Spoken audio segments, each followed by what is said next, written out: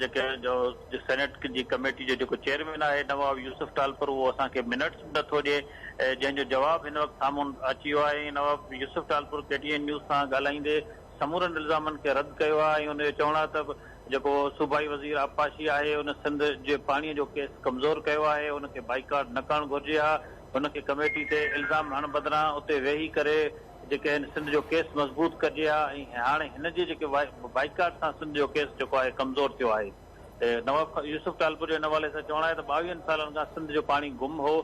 Parliamentary committee कोशिशि करे हिकिड़ी जांच कराई ऐं उहा जांच तोसा खां गुडू ताईं कराई वई। उन में सबूतनि सां शयूं साम्हूं आयूं। पर जॾहिं फ़ैसिले जो वक़्तु आयो त जाम ख़ान छोरो बाइकाट करे वियो ऐं हिन सां गॾु जेके आबपाशी खाते जा कामोरा बि गॾु आयल हुआ उहे बि बाइकाट करे विया।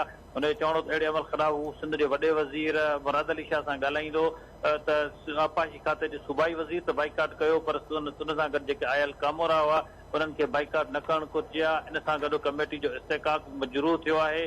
हुनजो चवणो त असीं अरसा में 22 सालनि खां सिंध वेठी आहे, उते सिंध ख़िलाफ़ फ़ैसिला थींदा आहिनि।